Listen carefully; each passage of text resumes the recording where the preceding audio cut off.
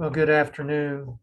Today we'd like to talk about strategic supplementation for both drought and dormant season grazing.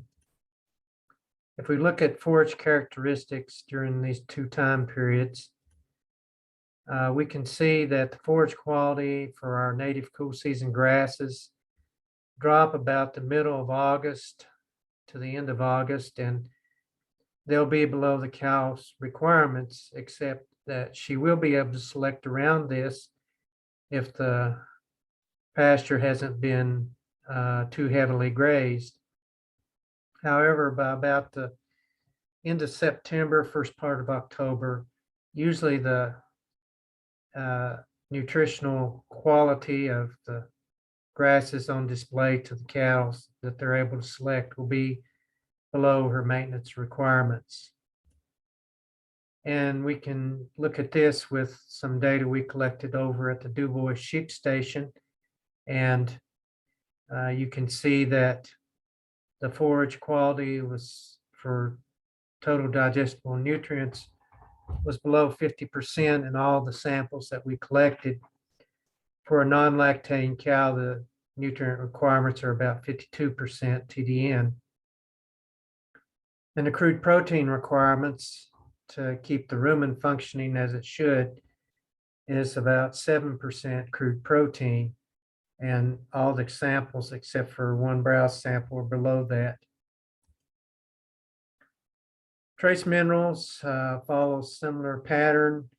Calcium and sometimes manganese will usually be met on dormant season forage, but most of the macro minerals will be deficient, as well as the trace minerals, copper, selenium, and zinc in particular. Here's some data from Arizona looking at some of these warm season grasses, sand drop seed. During a normal precipitation year, shown in green, versus a drought year. And the warm season grasses start growing about July, but you can see that during a drought year, the crude protein stayed 4% or below. And during the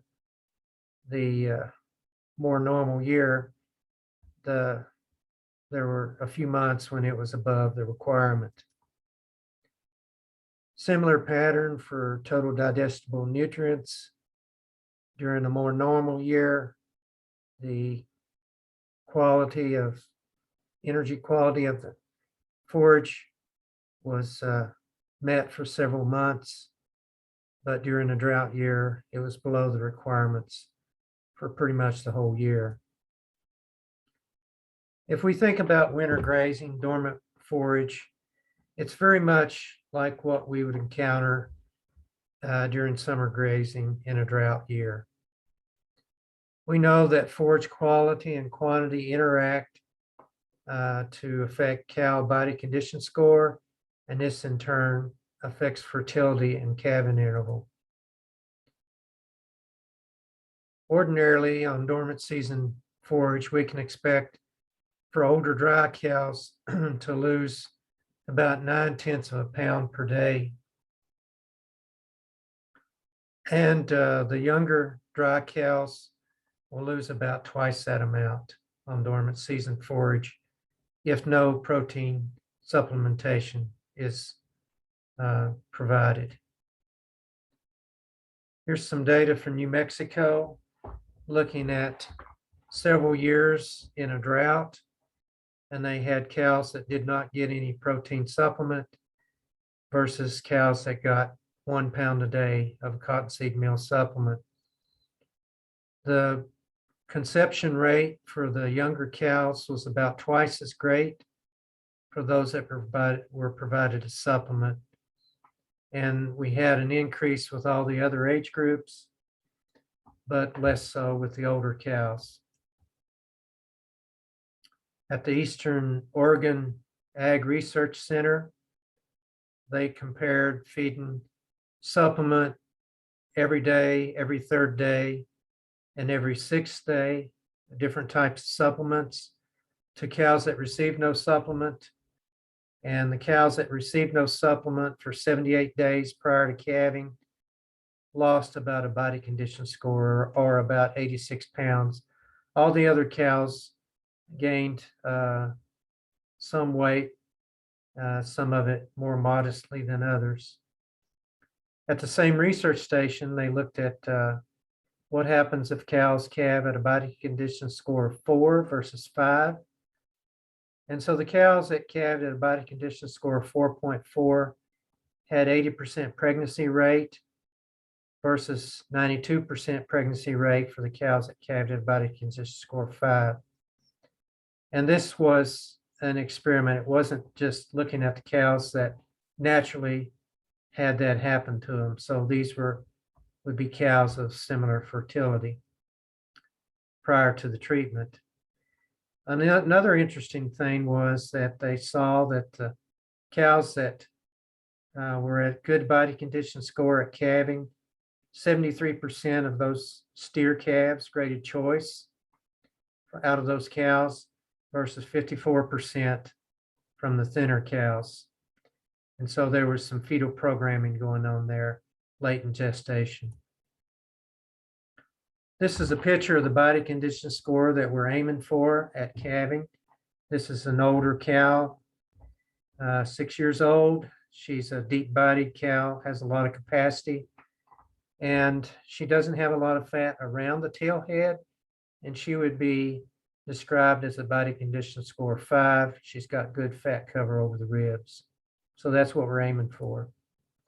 Here would be a young cow. She's a body condition score 4.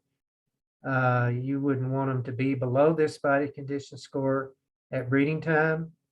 And a cow that would calve at this body condition score, we would expect them to be at a body condition score 3 at breeding time. And usually only about half of these cows will get pregnant within the yearly calving interval. So what happens as the forage quality declines? Crude protein has a huge effect. As we drop below about 7% crude protein, the forage intake of the cow declines exponentially. And this is due to increasing amount of fiber, cellulose, and lignin in that more mature forage. So what we try to do with protein supplementation is feed the microbes in the rumen so that that forage can be digested more quickly and that the cow will be able to eat more during the day. We are feeding both the cow and the rumen. We provide protein supplement when the forage is below 6 or 7%. This protein can either be degradable or undegradable. If it's degradable, it breaks down in the rumen and it's used by the microbes. If it breaks down past the rumen, it's going to be digested in the small intestine, pass through their stomach and small intestine. And so the protein that's degradable in the rumen is used by the rumen microbes, and as they pass through the digestive system, the cow will get some benefit from the microbial protein as well as the bypass protein. So our goal is to have the cow eat all that she can every day. If she doesn't lay down by mid-morning, usually we can expect some type of problem with forage supply. If we provide additional protein, we will increase the passage rate of the forage, will increase the digestibility, and that will be a benefit for us. Here's a decision support tool that I'd like to describe. We're looking at non-lactating mature cows for this example. The first thing we're going to look at is the forage green or dry. If it's in a drought, there will be varying degrees of amount of the forage that's green. As we advance through the year, there'll be less.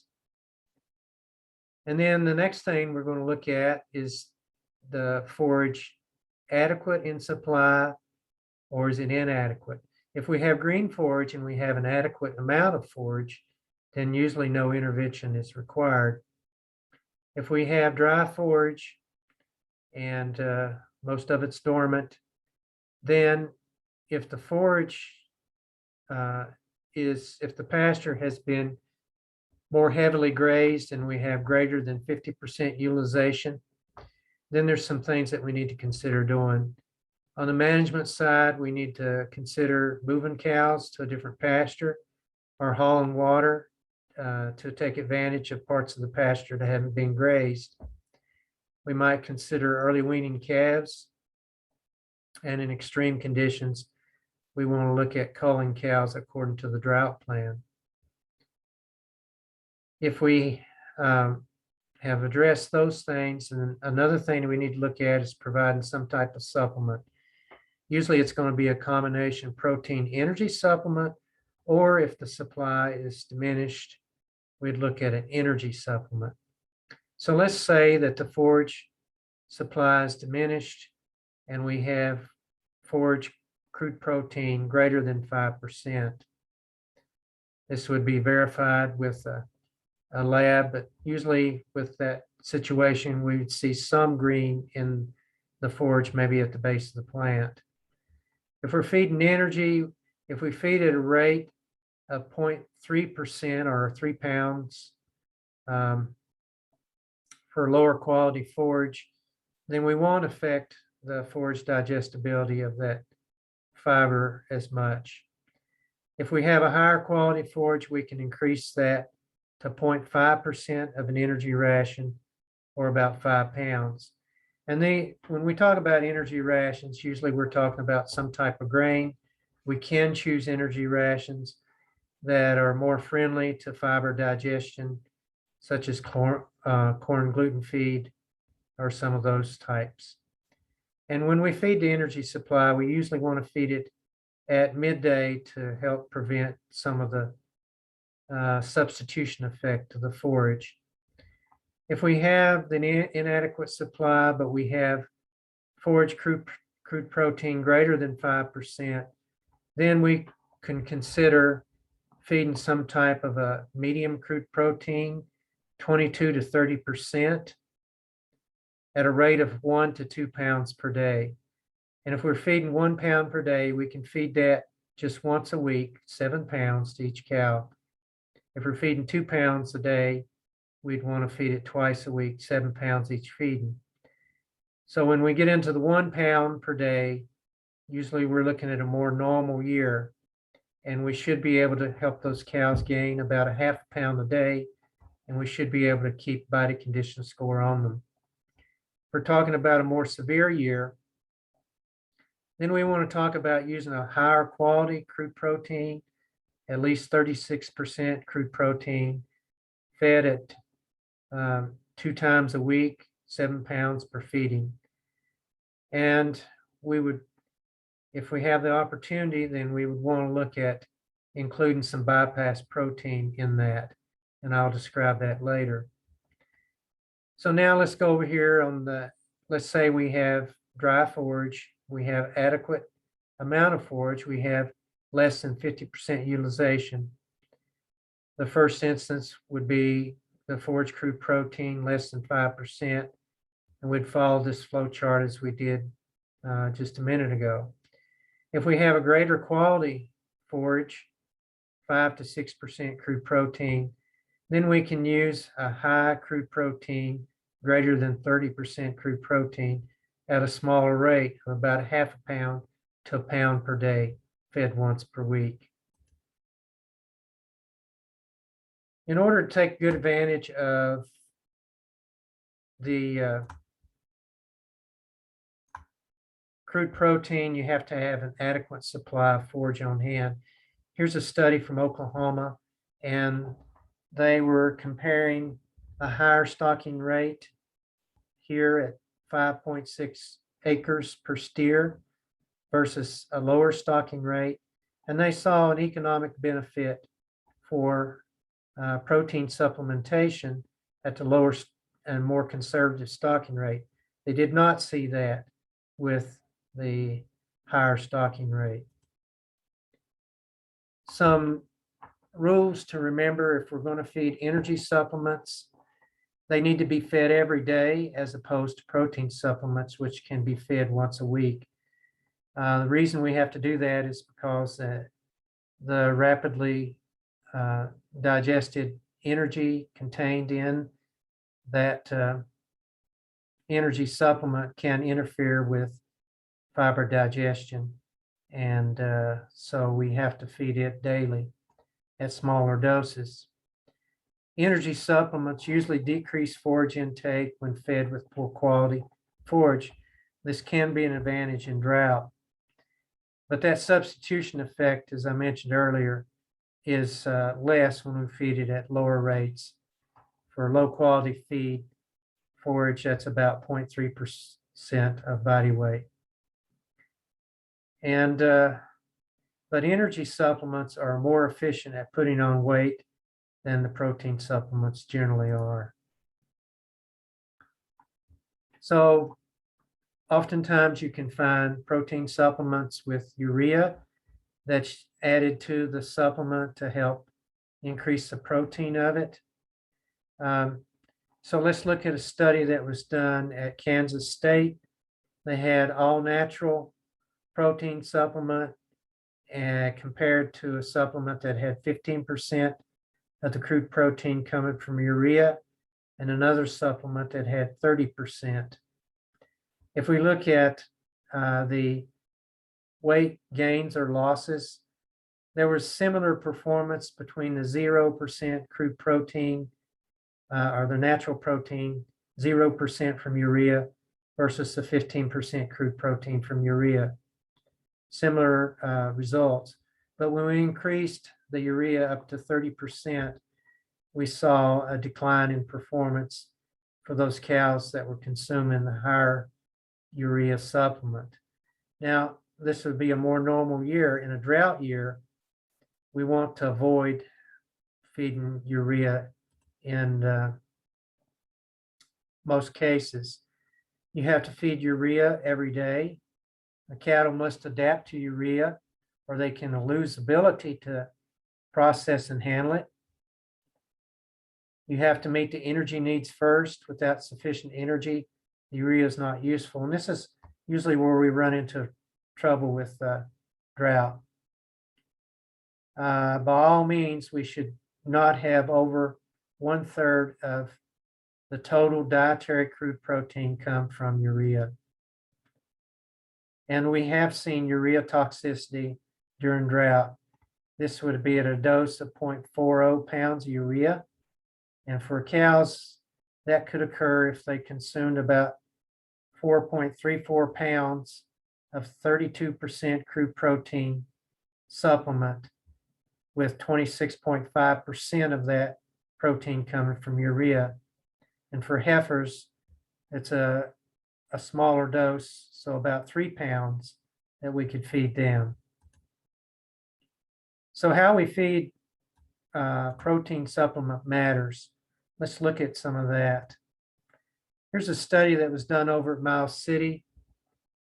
They were looking at weaned heifers that were fed a protein cake that was given to them every day versus a self-fed protein supplement.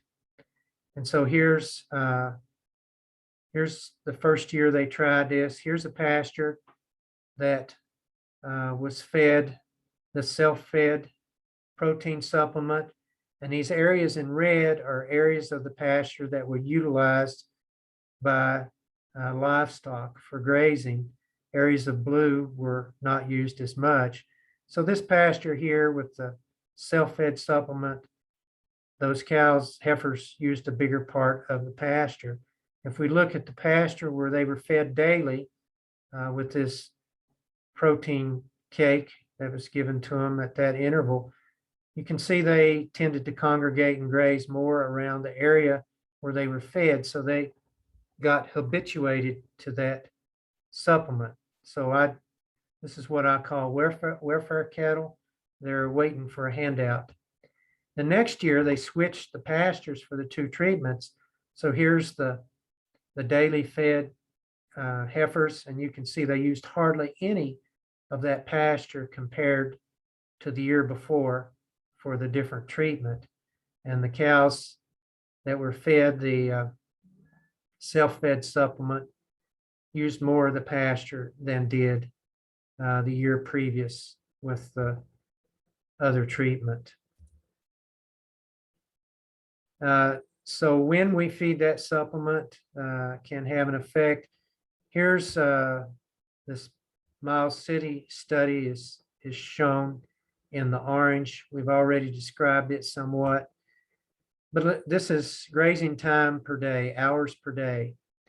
So here is a study over at Oregon. They looked at cattle that didn't get the supplement, cows that were fed daily, cows that were fed every 6th day. So the control cows grazed more time, but there was also a difference between the daily supplementation and fed every 6th day. The 2 bars shown in gray are grazing times at a study we did at Du Bois for control cows versus cows that were fed every 7 days, but the cows were fed at noontime when they were typically resting. We didn't see any difference in overall grazing time between those 2 groups. In Oregon, they saw a little bit of a decline from the control group for the cows fed every 6th day, but they fed that supplement at 8 in the morning when cows were still actively grazing. I'd like to describe some research that we did over at Du Bois. So we had 4 treatment groups. We had cows that stayed in the same pasture and got a supplement once a week, 7 pounds per cow at that time period. We had cows that stayed in the same pasture over this 45-day period and did not get any supplement. We had cows that rotated pastures at least once and were provided with supplement, and cows that rotated at least once and were not provided any supplement. The supplement that we fed was a dried distiller's grain cube, and we had about 70 cows in each treatment group for this 2-year study. We also had collars on cows, 2-year-old cows that were ranked either efficient or inefficient for overall feed efficiency. If we look at the production data from this 2-year study, the cows that stayed in the same pasture and did not receive any supplement lost a little bit of weight. All the supplemented cows gained weight, and in addition, the cows that were rotated through at least one pasture and did not receive any supplement also gained a modest amount of weight. So as a matter of diet selection, being able to select a little better quality diet for those control cows that had access to rotated pastures.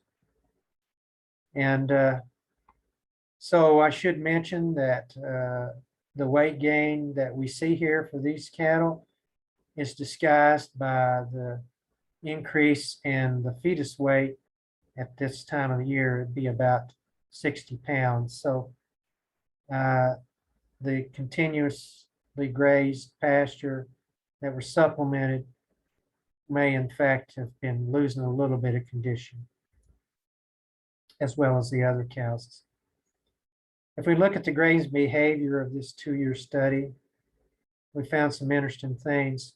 Just looking at the cows that stayed in the same pasture without any supplementation, if we compare cows that were supplemented to the control cows, the cows that were supplemented rested an hour longer each day and spent about an hour less walking. And we attribute this to less search grazing. The cows that did not receive any supplement spent more time looking for a better quality forage. This is further illustrated by looking at the walking time on a 24-hour time period. and this is in 2017 year. So normally we'd expect walking to be pretty low during the early morning hours. And then when grazing starts for the morning grazing bout to pick up, and also when you have the evening or late afternoon grazing bout, we'd expect for walking to pick up as well. And so we've seen that with the supplemented cattle, as well as the cattle that stayed, as well as the cattle that rotated pastures, but did not receive any supplement. And but what we see for the cows that stayed in the same pasture and did not receive any supplement is that there was virtually no difference between all of these time periods throughout the day and night. They spent about 15 minutes a day, even when it was in the early evening and late evening hours, walking around. And we think that's because they were under some type of duress, and so they were trying to look for a better forage quality that they likely were not able to find. Looking at some more at this behavior is if we compare the bite rate between supplemented cattle and non-supplemented cattle, we've seen a difference there. The non-supplemented cattle had less bite rate. So this is 49 bites per minute for these two groups of cattle that did not receive any supplement. And what they're doing is that they're taking less bites at each feeding station. So they're taking just a few bites there and then moving to another location, chasing green, so to speak. The cattle that were provided supplement were better satisfied, and so they ate more bites at each feeding station. So what this amounted to is just the difference in the harvesting rate over the course of a day would account for 12% of daily maintenance, or an additional 0.33 pounds per day gain, or about 15 pounds gain over 45 days. The last thing I'd like to talk about in respect to protein supplementation is feed and bypass protein. So this is, again, protein that bypasses the rumen, most of it being digested in the lower tract. And so when do we want to consider doing that? Well, if we have severe winter stress and younger cows, if we have severe drought stress in the herd, if we have more thin cows in the herd, and if we've got poor breed back with 2-year-old cows. So if you provide this type of supplement, most of the time you'll have a feed company who'll have to mix that for you and use some type of ingredients such as feather meal, fish meal, or soy plus. This slide is a little bit complicated, but I'm going to explain it here. I'd like to go through the biochemistry of why the bypass protein works for thinner cattle under stress. So this would be similar to the Atkins diet for humans. Beef cows, especially younger ones, are borderline diabetic on poor quality forage due to reduced glucose and insulin insensitivity. And so ruminants don't need a lot of glucose because they're different from us. Glucose is our main fuel source, but the main fuel source for ruminant animals is from acetate, which is a volatile fatty acid that's a breakdown product of the forage digestion in the rumen. And this is about 65% of their energy sources is this acetate. There's only one volatile fatty acid that rumen microbes produce that can be used for glucose synthesis, and that's propionate. And that's only about 15% of the volatile fatty acids from a forage-based diet. We can increase the propionate by providing more grain. But we do need an adequate amount of glucose to start the burn cycle to process acetate from the rumen and the fatty acids from fat stores. The mammary gland gets the first dibs on blood glucose to form milk lactose. So what happens as a cow gets on a declining rate of nutrition? As glucose declines, the cow provides additional energy by using fat stores. The free fatty acids and the acetate from the rumen accumulate in the liver due to a lack of glucose to start the burn cycle for both acetate and the free fatty acids. As the fuels accumulate, they're kicked out in the blood as ketone bodies.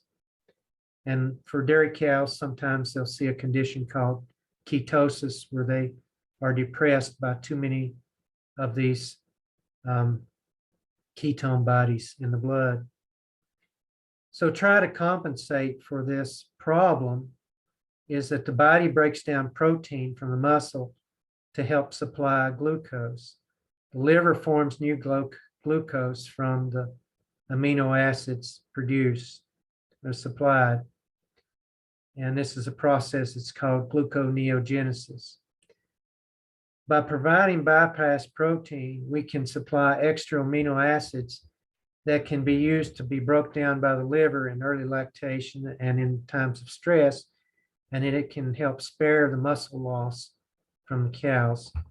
And it also can help trigger the release of FSH and LH, which are necessary for estrus. Here's a study done in Texas, and just these were with Brahma cows, which are notoriously hard to breed back. And these were young cows as well. And so they had cows that had a protein supplement with a moderate amount of bypass protein with about 56% and a high amount of bypass protein. They found, and other researchers have found, that the high percentage of bypass protein really doesn't increase the performance above what providing about half of the protein from bypass protein does. But they saw with these cows that they were able to increase the pregnancy rate by providing more bypass protein. So that's all I'm going to say about the bypass protein, but I'd like to review some of what we've learned about protein supplementation. The purpose is to feed the microbes. First off, you have to have an available amount of forage, less than 50% utilization to make more effective use of protein supplements. We see an improvement in performance with younger cows. If forage crude protein is less than 7%, we'll see a benefit from protein supplements. The optimum time is 60 to 90 days before calving. As a general rule, we'll need to feed about 1 pound per day of a protein supplement when the crude protein is about 5.5%, or about 2 pounds per day if the crude protein drops to about 4%. And this is with a 28% crude protein supplement. We need to keep the crude protein in the supplement for the amount that comes from urea to less than 30%. We should probably feed at least a 22% crude protein when we provide the supplement. And if we're in extreme conditions, bypass protein can be useful. So the goal of supplementation is to have at least 70% of the cow herd at a body condition score of 5, 80 days before calving, 5 or greater, such as this. For a red flag warning, if we have greater than 50% of the cow herd at a body condition score of 4 or less at 80 days before calving, we probably need to look at changing our management. After we come off of range and we're grazing after we come off of grazing or hay meadows, which typically is done here. Then the management of the mature cows that are in good body condition score is we need to feed them at least a 52% TDN hay or a hay straw mix with like a processor. Management for thinner cows, and I really recommend that we separate thins and manage them separately. If they have a body condition score of 4, we can feed them a 59% TDN hay at a rate about 2.3% of body weight, and we should be able to get those cows to the body condition score they need prior to calving. If we have a cow that's in a body condition score 3, we're going to have to add at least 20% grain to that ration. So management options: feed protein once a week, 7 pounds per cow, or use a cost-effective self-fed option. Feed the protein supplement at midday when cows are typically laying down. Feed a good quality mineral supplement year-round. Practice rotational grazing. Try to monitor body condition. Separate your thin cows for extra management. And then on a long-term basis, we should look at reducing cow size and milk production in the cow herd, because that really drives how they adapt to rangeland.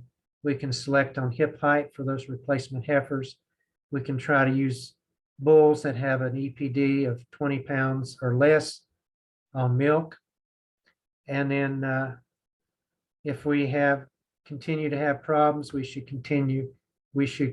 consider changing the calving season to later in the spring.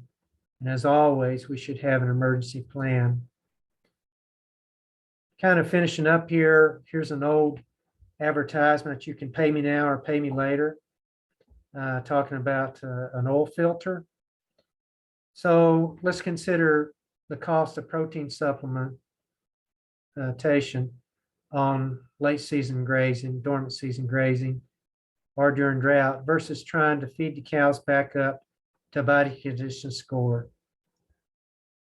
In this example, there's 82 days to calving, and the thinner cows at a 3.5 body condition score compared to cows that maintain a body condition score of 5. The cows that maintained a body condition score of 5, the cost to do that with protein supplement at our study that I showed you earlier was $14 plus the cost of gas and labor. The cost to feed extra corn and get those cows to gain more weight to get a body condition score of 5 cost about $63 for the extra corn. So it's going to cost you 2 to 3 times as much to put the weight back on as it is to prevent it from coming off. So finally here, I'll just briefly show this. I'm not going to describe it, but here's the non-lactating cow requirements, and you can look at that later.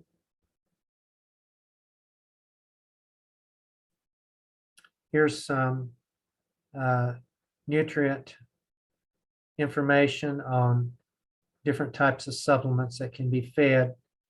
As you can see, the grains are higher in total digestible nutrients. We do have one protein supplement that's pretty high in digestible nutrients, and that's the dry distiller's grain, because it has about 8 to 10% fat. And if you have any questions, please feel free to contact me either by email or by phone.